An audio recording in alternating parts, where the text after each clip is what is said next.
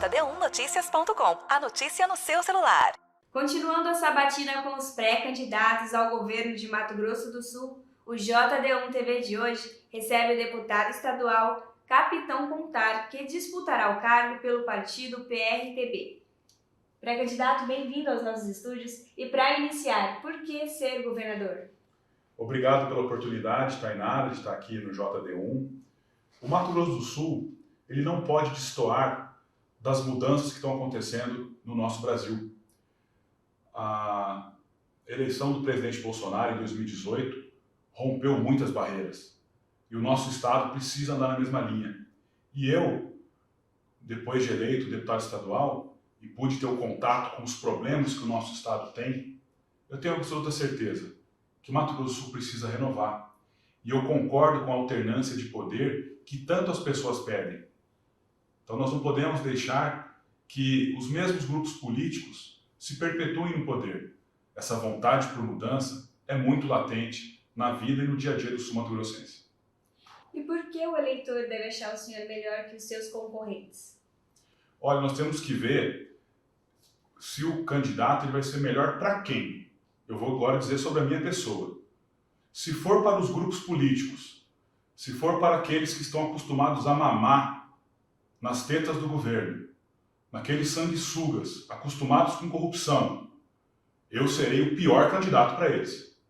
Agora, se for para as pessoas de bem, que querem renovação, querem uma gestão honesta, digna, ética, humanizada, eu posso dar certeza para o nosso eleitor que esse vai ser o meu norte nesse governo. O senhor é militar. Em questão da segurança do Estado, como seria? Você tocou num ponto muito importante. Eu venho das Forças Armadas, eu sou capitão do Exército Brasileiro, formado na Academia Militar das Agulhas Negras. Ou seja, eu sou militar de carreira.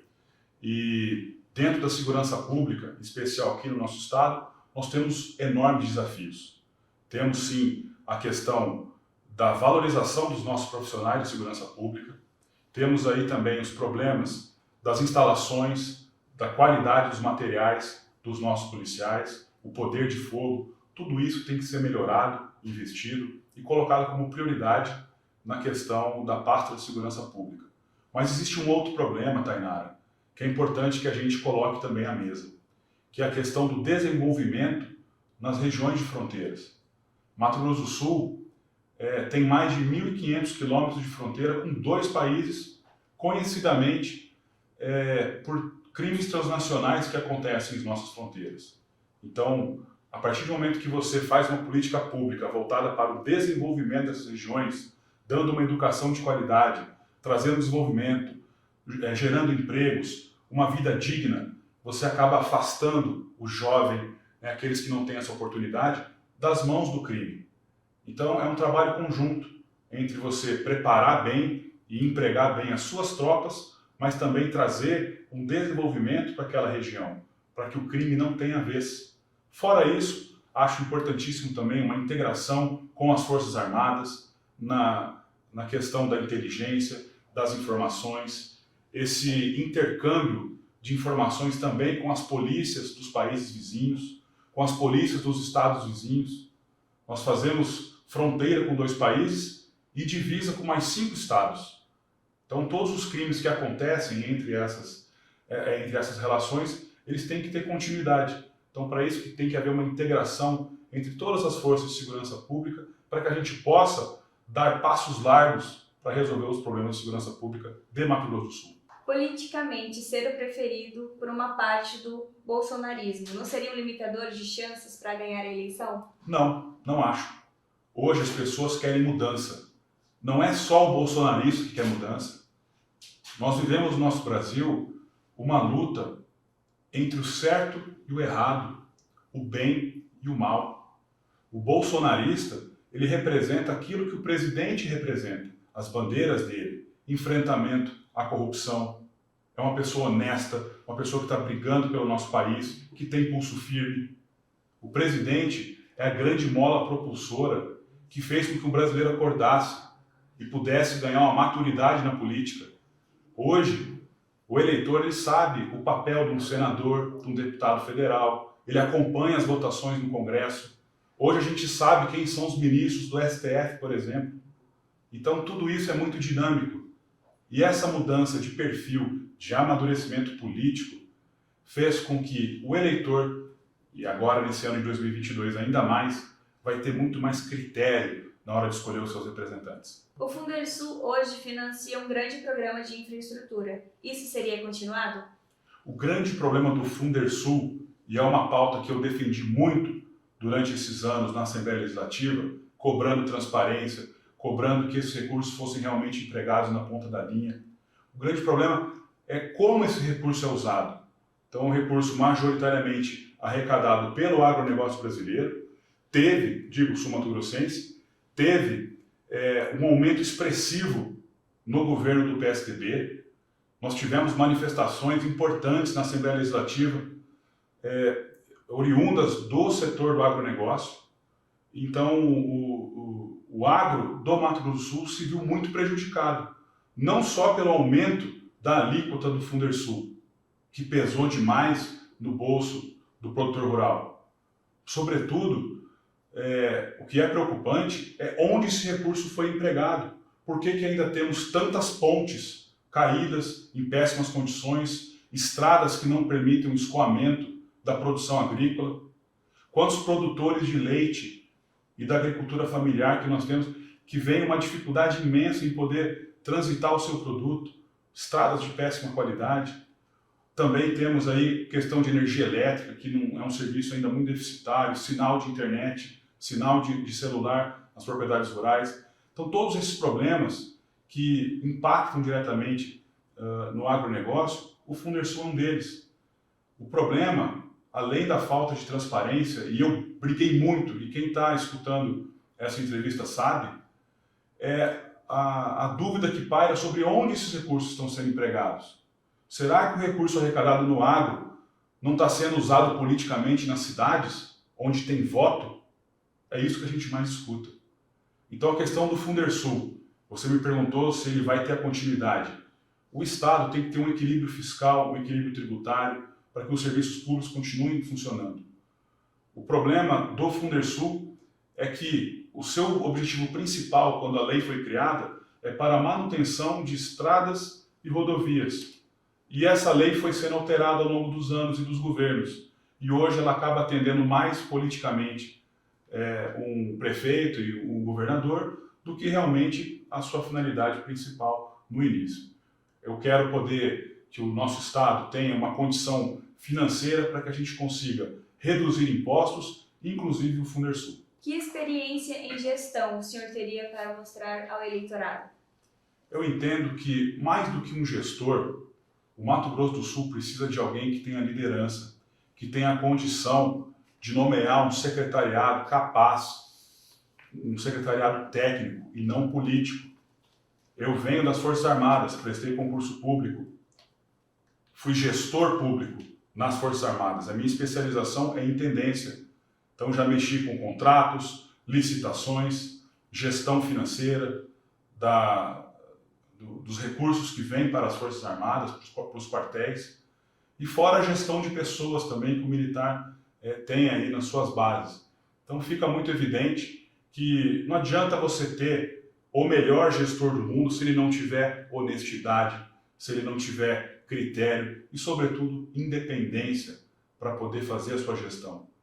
Quando um eleito ele chega ao cargo devendo favores políticos e financeiros, não adianta ele ser o melhor gestor do mundo, porque a hora que ele sentar na cadeira, ele vai ter que pagar essa conta.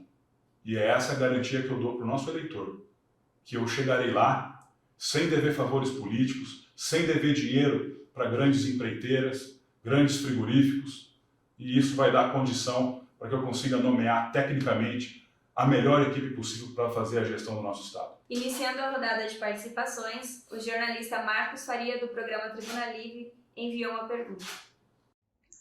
Marcos Faria, programa Tribuna Livre, FM Capital. Pré-candidato Capitão Contar, qual o seu projeto na área habitacional, já que em Mato Grosso do Sul nós temos um déficit de 70 mil residências? Obrigado pela pergunta. Realmente o Mato Grosso do Sul tem um déficit aí, acho que até um pouco mais do que esses 70 mil habitações, né? E é preciso construir, é preciso ter uma política pública que garanta esses recursos, seja ele na esfera estadual, como também recursos oriundos de parcerias, por exemplo, com o governo federal, com iniciativa privada. Quando você constrói casas de forma lícita, obviamente, sem qualquer tipo de corrupção, você consegue dar dignidade para as pessoas que hoje ou moram precariamente numa casa, ou num local impróprio, ou porque tem muita gente habitando o mesmo cômodo, ou porque elas não têm condição financeira de sustentar um aluguel. Então, a política pública para a questão da habitação, além da construção, é fazer uma construção inteligente, voltada para a sustentabilidade, para que ela consiga aproveitar, por exemplo, energia solar, captação de águas pluviais, casas ecológicas, que também possam estar gerando e fomentando essa nova modalidade de habitação. E, obviamente, depois de tudo isso construído, consolidado, dar total transparência na escolha e no sorteio dessas casas, porque o que a gente escuta muito é que existe politicagem na hora de fazer o sorteio. Então a casa fica pronta, o dinheiro é empregado e aí começam as interferências políticas para poder beneficiar A, B ou C, e isso não é o correto. Então, além de garantir que isso seja feito no nosso Estado, essa política voltada para a habitação, para que a gente possa também ter total transparência, coerência e efetividade na hora de sortear essas residências. Agora é a vez do Joel Silva, da TV Educativa e FM Capital. Gostaria de perguntar para o capitão Contar, acho que essa é uma dúvida que tem permeado aí os meios de comunicação e o eleitor também, de como ele entende que será o apoio do presidente Bolsonaro ao candidato ou candidata ao governo do estado aqui em Mato Grosso do Sul, uma vez que o capitão Contar é capitão, né, também como o presidente Bolsonaro, e a gente ouve também que algum outro candidato ou candidata também teria o apoio do presidente. Se ele vai dar o apoio exclusivamente, pelo que o capitão sabe, né, se ele vai dar o apoio exclusivamente a um, né, ou a uma, e como será feito isso, como que está sendo decidido. Joel Silva, obrigado pela sua pergunta. Realmente as pessoas querem muito saber aonde o presidente vai colocar a sua mão em todos os estados do Brasil. Veja, o que é mais coerente e inteligente a ser feito é que o presidente tenha palanque em todos os estados e na grande maioria dos partidos. Essa é uma eleição difícil, é uma eleição importante para o Brasil, onde a gente não pode retroceder jamais. Então, quanto mais pré-candidatos apoiarem o presidente, melhor. Eu, por exemplo, Joel, não vou pedir exclusividade, não vou pedir a reciprocidade de apoio, porque eu entendo que para a reeleição dele é importante que todos nós o abracemos. Então essa é a forma que eu acho que seja mais coerente em poder apoiar de verdade o presidente Bolsonaro. E quero aqui fazer um alerta, Joel. Não adianta o pré-candidato dizer que ele está fechado com o Bolsonaro, ou tem uma foto com ele. Só isso não basta. Eu quero saber se esse pré-candidato está adesivando o presidente também nas suas pré-campanhas, se eles estão levando o nome do Bolsonaro aonde eles estão andando. Esse é o apoio de verdade. E quem vai decidir se esse apoio ao presidente é digno, válido ou justo é o eleitor que está acompanhando cada um dos pré-candidatos. Para finalizar essa rodada, a pergunta do jornalista Danilo Costa, do JD1 Notícias. Deputado Contar, bom dia. Nas suas redes sociais, o senhor tem engajamentos e apoiamentos de alguns dos grupos mais radicais da nossa política. Pessoas que foram às ruas pedir intervenção militar, golpe militar, fechamento do judiciário e também grupos anti-vacinas. Minha pergunta, de forma bem objetiva, qual o tamanho, qual a dimensão que esses setores teriam no eventual governo seu? Qual seria a participação deles? Danilo, obrigado pela sua pergunta. A gente entende que muitos eleitores, muitos brasileiros, né, de forma geral, ficaram muito indignados com algumas coisas que aconteceram no nosso país. Algumas incoerências, o tal do fecha tudo, certo? Muitos indícios de corrupção, decisões totalmente antiéticas por parte de alguns tribunais. Tudo isso fez com que os sul-mato-grossenses, em especial, também fossem para as ruas, também ficassem indignados. E isso é uma causa justa, isso é democracia, a pessoa tem o direito de poder se manifestar. Isso não significa que serão parte ou não de um governo. Não é isso que eu busco. O nosso governo em Mato Grosso do Sul será construído por pessoas técnicas, capacitadas. Não importa como ela agiu durante aí as manifestações, o quão fervorosos foram, né, nessas manifestações. O importante é que a gente tenha pessoas coerentes, condizentes, capazes, competentes para poder fazer o melhor serviço em prol do Mato Grosso do Sul. Toda manifestação ela é bem-vinda, toda manifestação democrática e pacífica ela é bem-vinda. E eu não me recordo de ter visto ninguém pedindo golpe militar. Tá? Eu creio que o que as pessoas iam fazer na frente dos quartéis, Danilo, era pedir que o que tem de moralidade, o que tem de ético e o que tem de correto nos quartéis, na vida militar, para que isso fosse colocado também na política, nas decisões públicas.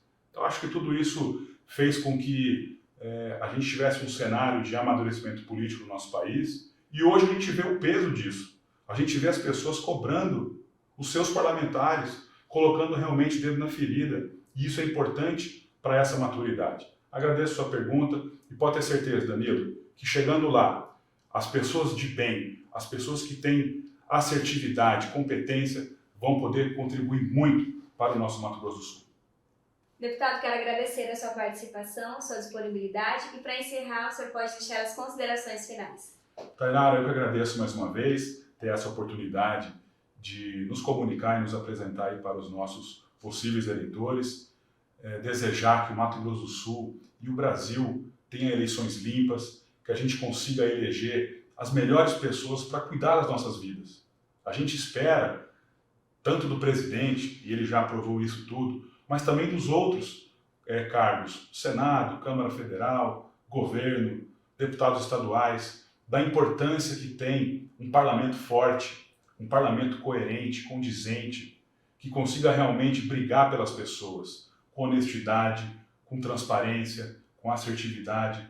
É isso que a gente espera, um representante que nos represente, que seja de verdade sul-mato-grossense, brasileiro e patriota. Então, um bom ano de eleições para todos nós. Eu também sou eleitor, vou estar escolhendo com muito critério os nossos representantes. Espero que você também, que está nos assistindo, tenha esse cuidado, esse carinho na hora de escolher o seu representante pelos próximos 4 anos.